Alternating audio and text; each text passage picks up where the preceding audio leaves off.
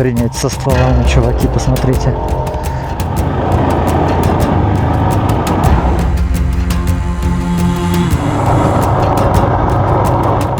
Пиздец, как весело.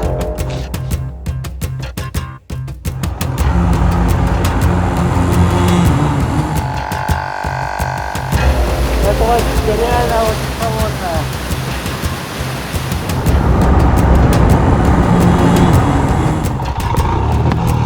Ay, ay, ay. Aquí crees en Dios, adentro crees en el diablo. О, да, я дурак.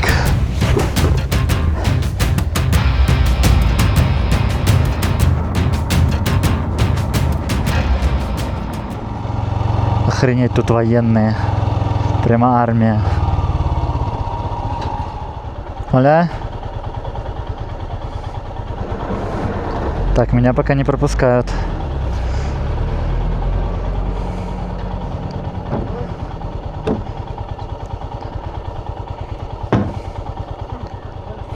Мой номер переписывает чувак.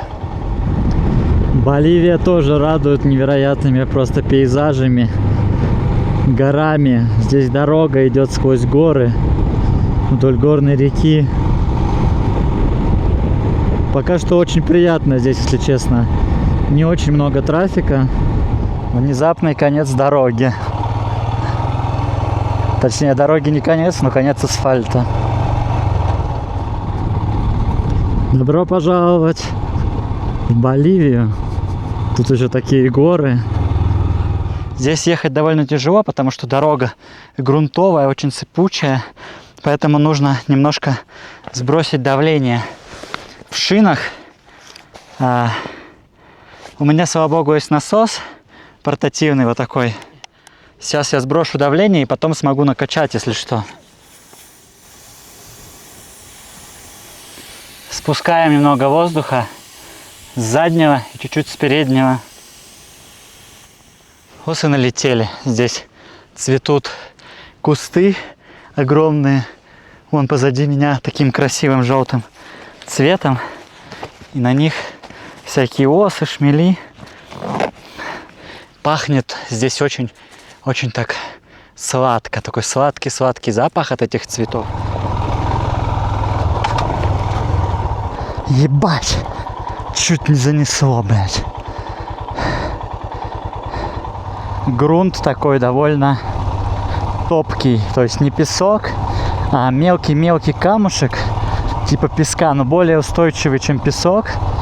Но из-за этого бывает все равно иногда мотоцикл ведет.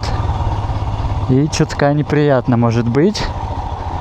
Очень много колючих растений. И никого нет вокруг.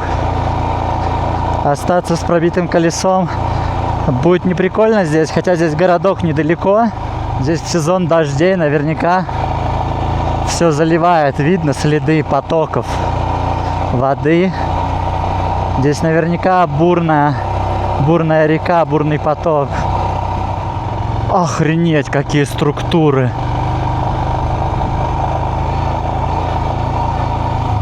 Очень красиво, очень красиво. Очень жарко. Термометр показывает 35-40 градусов, который на мотоцикле встроенный.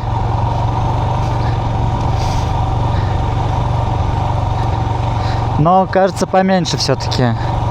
Но 30 наверняка есть. Это место вроде называется Вайе де Мачос. Переводится как Долина Мачо. Потому что на въезде структуры очень похожие на пенисы стоят. Проезжаю город, который называется Туписа. Прикольный, красивый городок на высоте 2500. То есть здесь уже даже жарковато, и вокруг красивые красные горы. Чувствуется даже уже немножко головная боль. Начинается от высоты. Сейчас проеду этот хребет, и по идее начнется спуск на альтиплано. здесь решил постоять, чтобы немножко акклиматизироваться. То есть я буду на меньшей высоте, но все равно та высота будет большая. И мне надо привыкнуть к высоте. А как акклиматизироваться? Нужно подняться на большую высоту, побыть там какое-то время и спуститься, что я сейчас и делаю. И реально здесь ходить даже тяжело и тяжело дышать. Я еду сейчас сквозь Анды на скорости 40 км в час, потому что здесь подъем.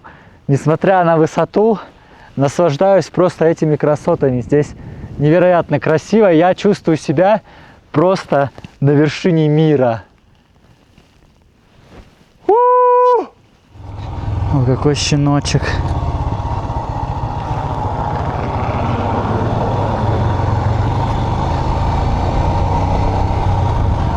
Охренеть, охренеть. Вот это простор, вот это горы. Здесь вдоль дороги такие тумбы. Тумба — это что-то вроде могилы. В общем, где лежат цветы. Видимо, людям, которые разбились здесь.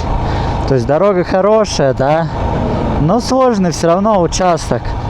Закат просто. Пылает небо. Здесь все плоское. Горы вокруг. Мне ехать 11 километров, 15 минут где-то примерно. Как только стемнело, сразу стало холодно. Мне рука просто отмерзает. Пипец, вообще машины не пропускают людей, вообще жесть какая.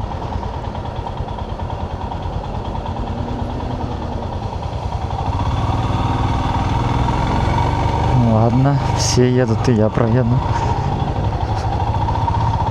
Жестко. Говорю, какой-то Боливия какая-то суетная. Утром обязательно нужно попить горячего чая, потому что здесь очень холодно. И вчера я заселился в такой номер, он стоит $5, здесь нет отопления, ночами холодно, вот я сплю под 3 одеялами. Запускаем в работу организм с помощью горячего чая. Сейчас важно совершить очень необходимое действие, это поехать заправиться. Мне только что сказали здесь в отеле, что кризис в Боливии, что придется стоять очередь на заправке. Да, действительно, очередь на заправке. Причем довольно большая. Просто охренеть какая большая. У меня практически бак пустой. Охренеть, вот это очередь. Вот это все машины стоят на заправку. Охренеть, как я тут буду путешествовать.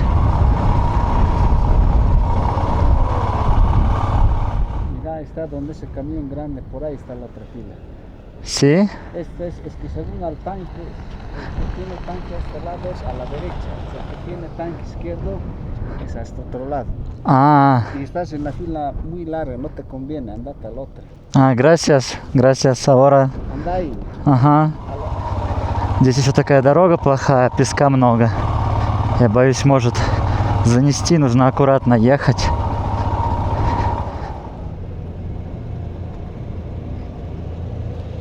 La única que tienes amigo es la del Estado, YPFB. ¿Y por qué? Por el tema del placa, casi ninguno tiene sistema todavía habilitada. Sí, ese es el problema. ¿Podremos arreglar? No, imposible.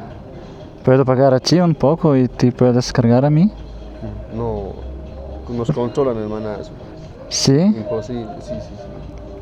Nos controlan, me puedo meter en problemas, si no, con gusto.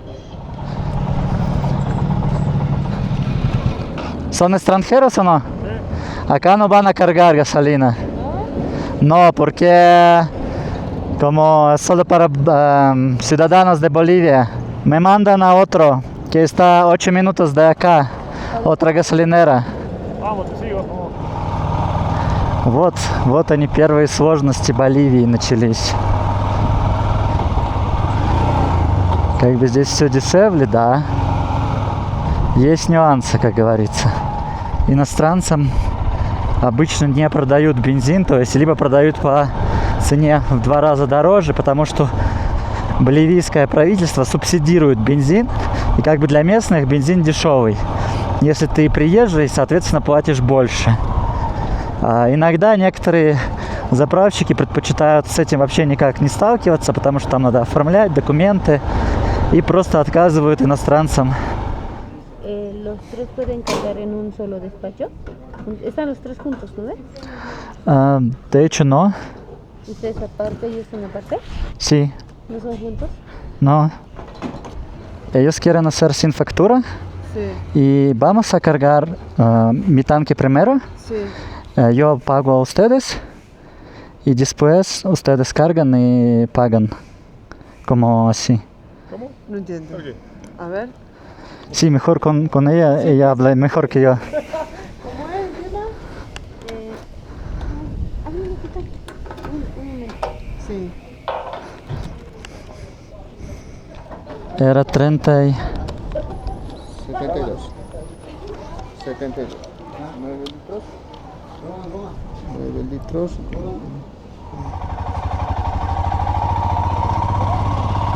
Sí, gracias.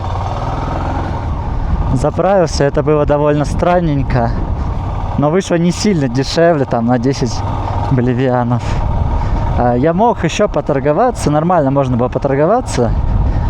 Суета просто была, много машин, эти ребята иностранцы, они типа, у них своя адженда, у меня своя, короче. Уп! О, да. Хороший мотоцикл, через рельсы прям так заехал. А вот и кладбище поездов, ребята. Вот они, локомотивы, которые когда-то ездили по миру. Но здесь большое кладбище поездов. Потому что вот оно, вот поезда, да, которые оставили здесь доживать свой век посреди пустыни. Но они, наверное, долго здесь еще простоят, потому что здесь особо нет дождей. Видите, какие мощные были локомотивы. Здесь сжигался уголь, чтобы эта вся махина ехала и могла через эти горные хребты и через эти пустыни транспортировать товар. Поезд аж врос в землю, у него колеса просто утонули в этом песке, в этом грунте пустынном.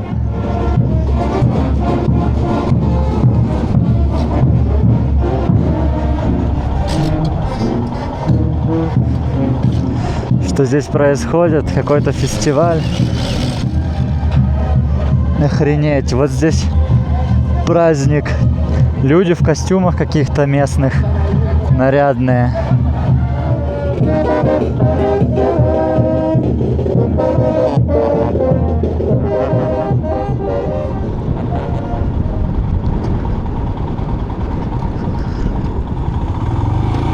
Я думал, что здесь будет мокро и может быть скользко, но здесь не мокро, иногда попадаются маленькие лужицы.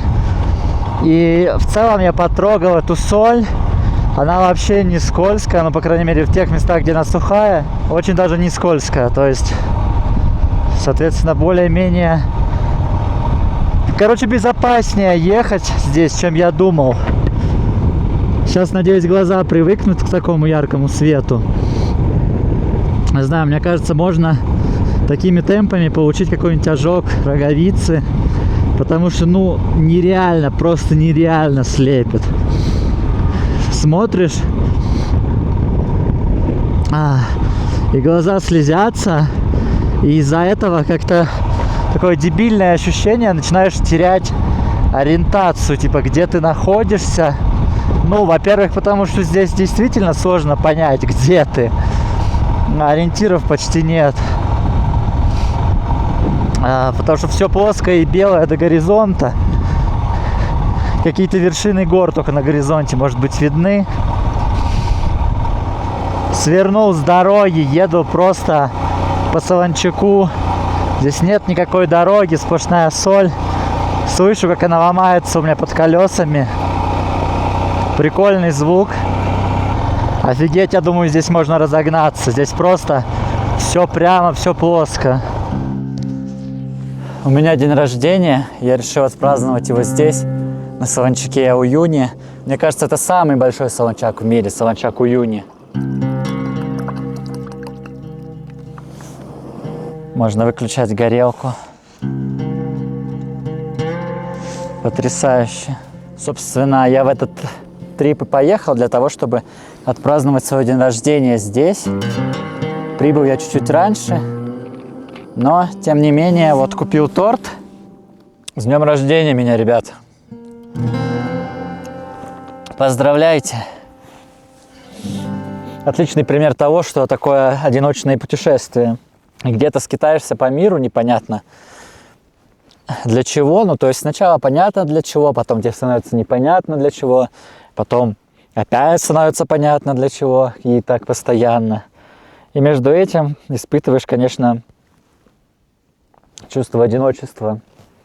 Скучаешь по людям, по понятным вещам тоже скучаешь.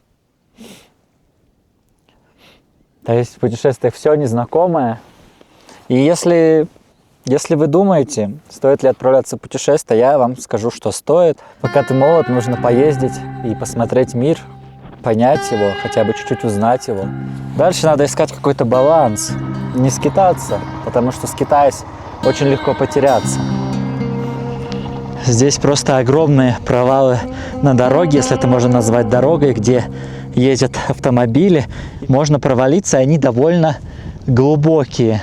И чувствую, что у меня даже уже обгорает лицо, просто из-за того, что отражение вот это вот все отражение, то, что отражается от соли мне в глаза, на лицо, я от этого обгораю.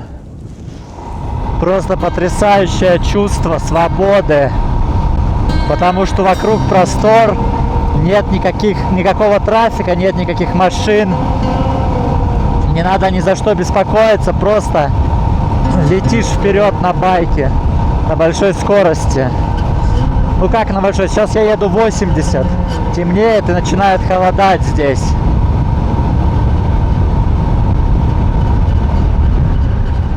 Но мотоцикл показывает себя просто отлично. Здесь как бы неровная дорога, и он все неровности ловит. Как ловит? Наоборот, точнее. В общем, неровности почти не ощущаются. А соль попала в глаз. Щипет.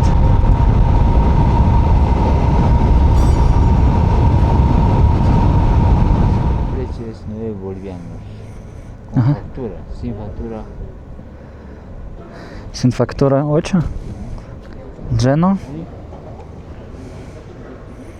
No, está bien así.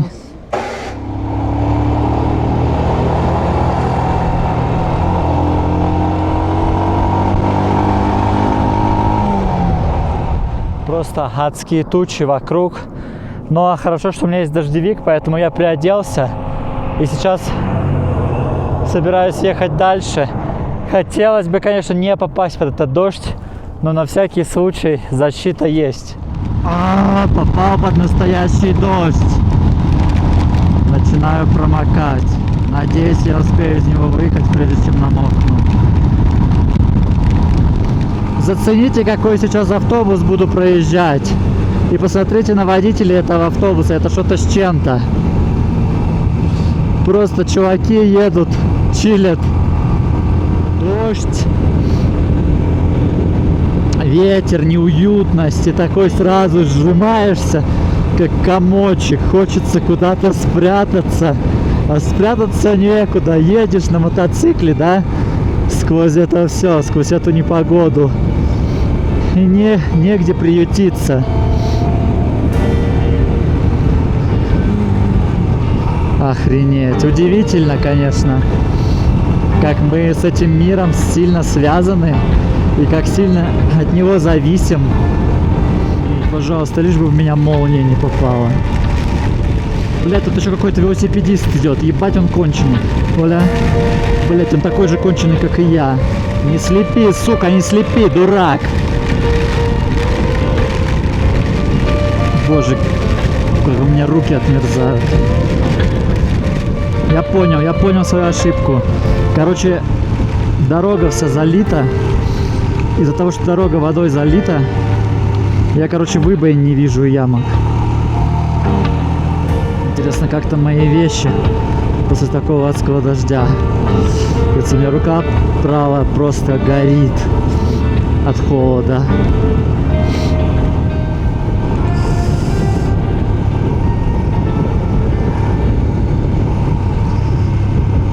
И не погреешь особо руку возле двигателя, что надо рулить, потому что серпантин. Руки просто отваливаются, горят от холода, и я наконец-то добрался до цивилизации. Вот здесь супчик в кафешке, точнее в придорожной забегаловке. Ну, я ему очень рад. Это что-то с чем-то. Добрался до городка Патаси в горах. Раньше здесь добывали серебро, поэтому здесь очень много колониального наследия, потому что это серебро возили в Европу. И, соответственно, вот домики в таком колониальном стиле здесь, в центре. Достаточно приятно. Единственное, что город находится в горах. Очень узкие улочки здесь. Двум людям сложно разойтись на этом тротуаре, а где-то вообще нет тротуаров. А это одна из главных площадей города. Стоит огромный собор, тоже наследие колонизации. Высота здесь большая, поэтому ходить сложно, несмотря на то, что я уже должен был бы привыкнуть. Но вообще говорят, что у боливийцев у них больше легкие. Не знаю, миф это или нет. Знаменитая Серро. Огромная гора, где раньше добывали серебро и сейчас добывают. Но раньше здесь было очень много серебра. И все это серебро свозили в Испанию в колониальные времена. Вот эту гору эксплуатировали. Сейчас здесь почти ничего не осталось. Сейчас я туда заеду и попробую поговорить с шахтерами.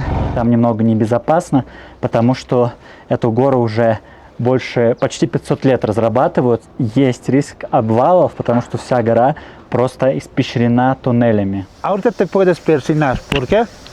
Porque están los rayos del sol, está el cielo. Una vez que entres dentro de la mina, no te puedes persignar. Aquí crees en Dios, adentro crees en el diablo.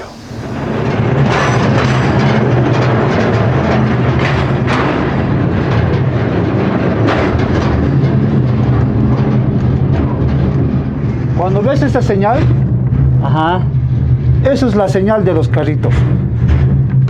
Esto significa guarda, guarda, estamos saliendo, o guarda, guarda, estamos entrando. El carrito vacío siempre tiene que dar prioridad al carrito lleno. Такие доски наверху, и они просто прогнулись под слоем, под давлением горы, под камнями на самом деле. И как бы вот это все, по сути, может рухнуть в какой-то момент. Tatay, tatay en quechua, papá. Tatay, dame concentración. Hombros, fuerza. Pies, resistencia, seguridad. ¿Por qué él tiene tan grande? Fertilidad. El tío lo tiene bastante grande porque el tío tiene relaciones cuchi-cuchi con la madre tierra, Pachamamita. Pero ellos, en vez de dar hijos, ellos dan mineral. Пьем за здоровье пещерного дьявола. 95 градусов. Вот это пойло. Я чуть-чуть попробую, чтобы меня пещерный дьявол не наказал. Parece que es muy fuerte, ¿sí?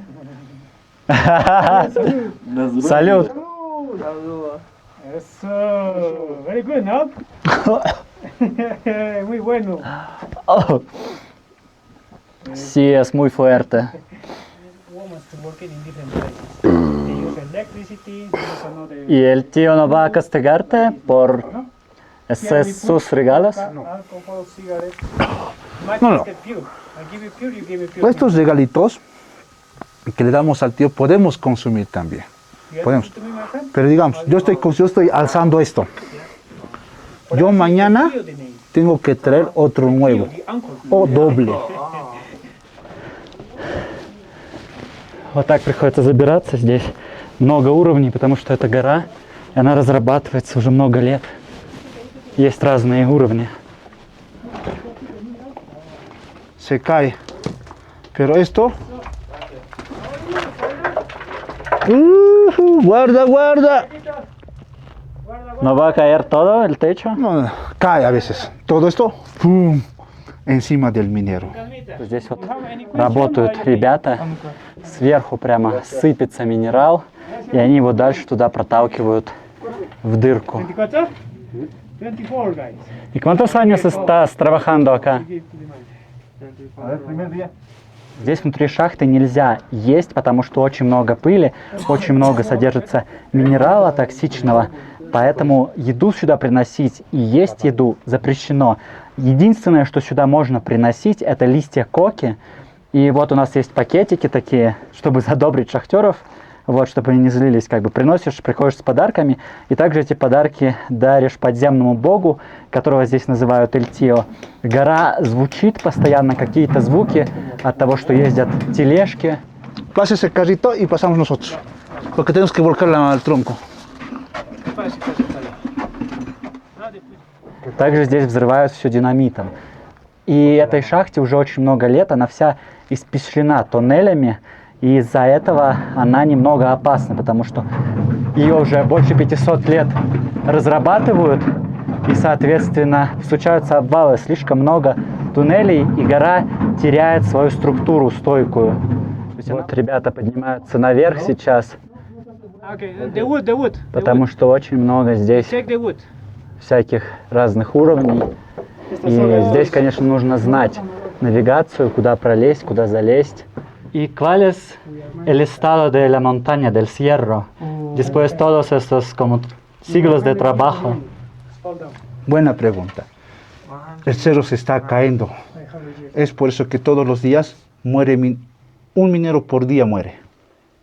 Cada semana muere minero. Por eso aquí, mis amigos, aquí en el Cerro Rico de Potosí o las minas es fácil de conseguir trabajo.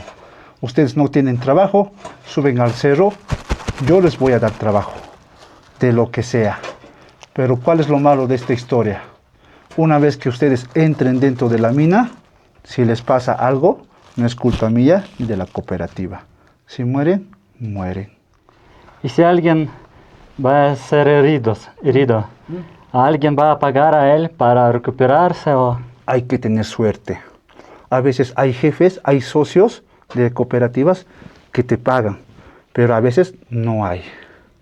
Hay que tener suerte para trabajar con un jefe que sea buena persona, que te da todo. Pero hay otros que no. Aquí en la mina todo es suerte, mi amigo. Todo es suerte. Por eso aquí la entrada es segura. La salida, no. A veces cuando el minero muere, se da $3,000. Pero eso depende del jefe. O sea, siempre el jefe sale ganando. Pachamamita Pachamama y pene. Oh, salud. и Пенни. ¡Salud! Салют! Мы благословили только что, точнее, по идее, нас должен был только что этот дьявол благословить, потому что мы сделали ему подарок, это спирт, и сделали подарок Пачамаме. Теперь он должен нас вознаградить тем, что мы должны найти здесь серебро в этой шахте, и, соответственно, я должен выпить за его здоровье. И yo, sí tengo que tomar. Eso. ¿Sí?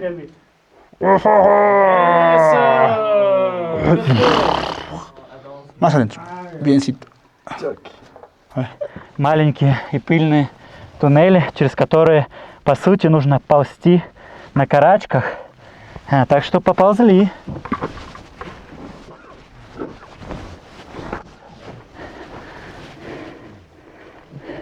Вот эти минералы, которые здесь, они все идут в другие страны. И здесь, в Боливии, очень много, да, залежей разных драгоценных металлов, но при этом население Боливии остается достаточно бедным. Las personas tenemos venas. Y el cerro también tiene venas. nosotros seguimos a las venas y estas venas se empiezan a convertir en vetas. Estos son vetas de plata con zinc. Полоски руды. ¿Y ustedes qué están buscando acá? ¿Qué mineral? Plata, todo es plata. Los mineros vienen a buscar la beta para la perforación, para extraer y sacar hacia afuera. ¿Y cuánto mineral puedes encontrar en un carrito como así? Depende. No hay mucho, ¿Un kilo puedes encontrar o menos? Pues tal vez menos, tal vez más. This is one of the best quality, my friends. Ahí está, ¿no? Possibly you take one piece for you. No problem. Este quiere. Gracias. Zinc and silver.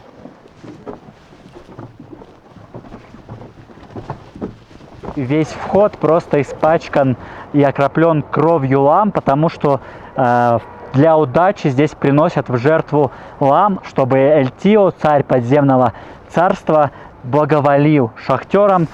Una vez que sacrificamos a la llama, sacamos la sangre en un recipiente y empezamos a pintar por todo lado. Algunos mineros con la sangre de llama se pintan el rostro. Algunos mineros toman la sangre. La sangre es una protección para que no venga la envidia, el egoísmo, la maldad, lo negativo, para que no haya accidentes. Esos días de sacrificios de llama, nadie trabaja, nadie visita, mínimo 3 días, si no el tío te come. ¿Qué sientes que esta plata no se queda acá? Como boliviano me duele. Me duele en donde nosotros, nuestros gobernantes, deberían fabricar o hacer empresas para hacer el lavado bien del mineral. O sea, que aquí se haga el mineral, la plata, todo.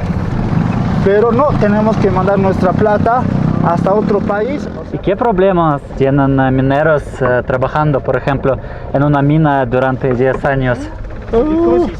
Silicosis, mal de mina, enfermedad.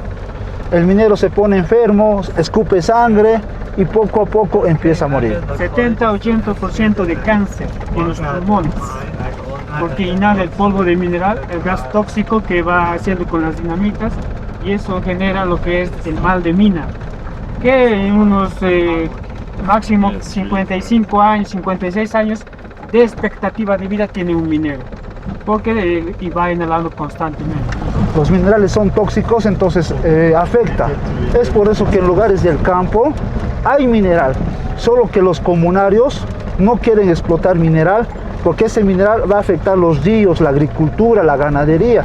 Entonces, en ese caso no quieren. Buenos hospitales no tenemos que viajar a otros lugares, incluso fuera del país, Argentina, Chile y eso, pues por eso el minero prefiere pasar sus últimos días en las minas, ¿no? Él compra su casa, su auto, hace su familia rápido, porque puede fallecer pronto.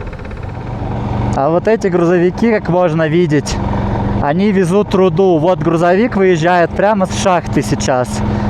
И вот он везет руду, которую накололи в шахте, на переработку.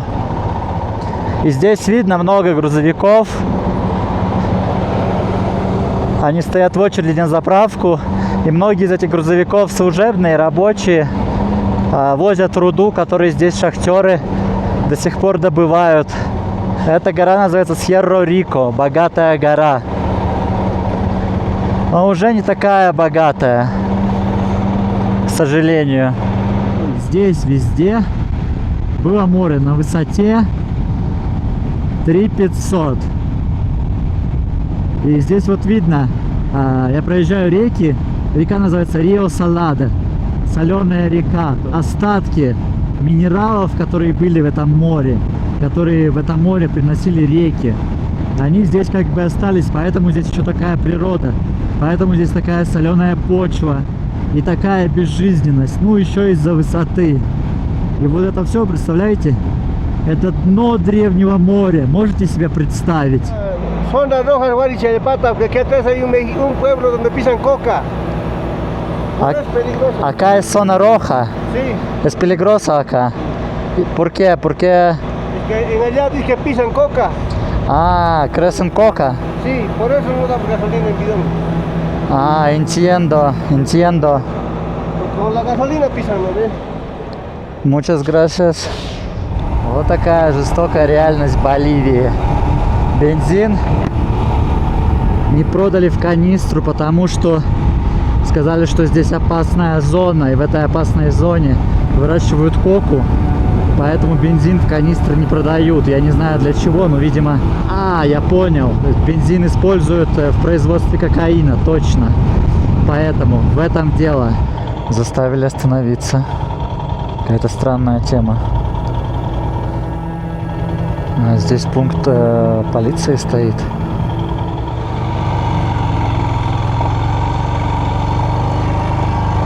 Странная какая-то тема. Там дети, смотрите. В машине были дети. В кузове. Какие здесь колдоебины, ёпта. Дорога кончилась нормальная. Спешил на мотоцикле приехать. И вот приехал, пробил колесо, была очень плохая дорога. Повезло, что рядом шиномонтажка, там такой здоровенный гвоздь. Hay que reemplazar. Ставим новую камеру, эту решил я не заклеивать. Сразу новую ставим, тем более она здесь стоит 100 боливианов, это не очень дорого.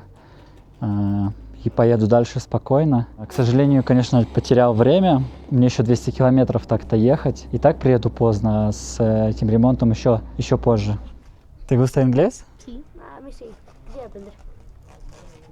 No sabemos los números del Pero están estudiando, ¿sí? Sí, eso sí, estudiamos. No sabemos de... Hola. ¿Qué, ustedes venden gasolina? Sí. ¿Cuántos es? Vamos a llenar el tanque. ¿Cuántos litros ahí? 10.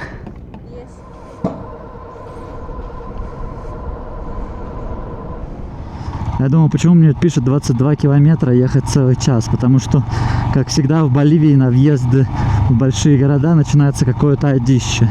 Вчера ехал, было то же самое здесь, сейчас въезжаю в столицу, здесь, соответственно, масштаб еще больше.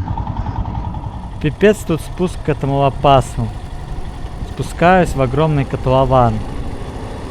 Здесь, конечно, очень красиво, но, блин, очень опасно, очень опасный спуск. Здесь очень крутой уклон, хоть этого и не видно. Какой удивительный город находится на дне огромного котлована. Он со всех сторон окружен даже стенами не холмов, а стенами настоящих гор, у которых заснежены просто вершины. Это удивительно. Здесь высота 4000 метров, где я сейчас нахожусь. Там 3600 метров в центре. Там центр города находится. И там находятся небоскребы. И отсюда эти небоскребы с этих краев котлована кажутся просто крошечными. Сейчас я спускаюсь на фуникулере. И здесь, в Ла-Пасе, это обычный общественный транспорт, на котором люди ездят каждый день на работу и с работы. И здесь целые линии фуникулера, то есть по которым можно доехать в разные части города, как на метро, или как на трамвае, или как на автобусе. Очень классная, интересная особенность. И нужно выехать из этого кратера вулкана, потому что этот котлован, в котором находится Ла-Пас, это кратер вулкана.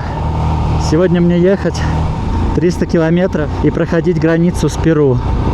Очень надеюсь, что эта дорога, по которой сейчас буду заезжать, будет не сильно крутая, но не представляю. Спускался я по очень крутой. Но здесь 3 полосы на дороге. Немножко это меня как бы обнадеживает, успокаивает. Пока дорога очень плавно поднимается вверх, меня это радует. Сейчас там наверху еще станет холодно, потому что там метров на 400, на 500 повыше. Там уже по 4000. Ура! Я выехал с этого котлована, с этого кратера. Сейчас предстоит выехать с окрестностей Ла-Паса города Эль-Альто, он более суровый в том смысле, что здесь это еще один большой город, который граничит с Ла-Пасом. И здесь просто жесть на дорогах. Правила движения вообще не соблюдают. А едут на красный, типа вообще по барабану. Люди выпрыгивают на дорогу, все сигналят друг другу. Полная жесть.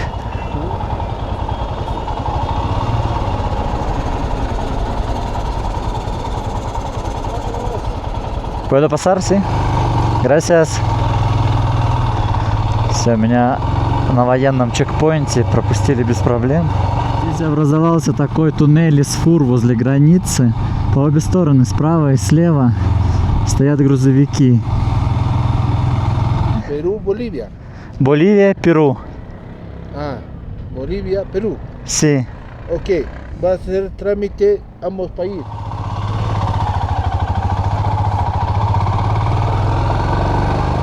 De Bolivia a Perú. Sí. ¿Su pasaporte? ¿Qué parte de Perú se va? ¿Hasta Puno ahora? ¿Puno? Juliaca. ¿Hasta Juliaca? Sí. ¿En Juliaca vas a dormir? Creo que sí. Puno es más bonito, creo. Sí? Entonces en Puno. Sí, de acá es 2 horas y media todavía. Ну, хорошо, что очередей нет и все делают быстро. Это мне нравится. Случайно свернул не на ту дорогу. Теперь вот еду. Просто трындец. Тут еще песок на дороге. Но красиво очень, ничего не скажешь. Иногда неплохо свернуть с дороги. Буэнос. Какие они милые, господи. Еще 2 ламы, охренеть. И все идут с семьей. То есть идут 2 ламы. И идут овечки просто. Я сейчас еду в самый опасный город здесь, в Перу. И, возможно, не только в Перу, но и во всем мире.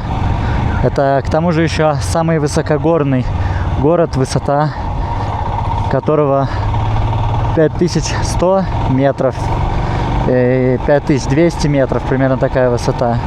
Сейчас проезжаю город, который называется Сан-Антонио-дель-Путино.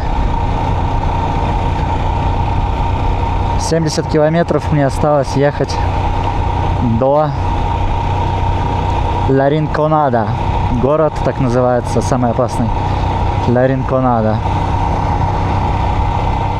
Ребят, канал продолжает существовать только благодаря вашей поддержке.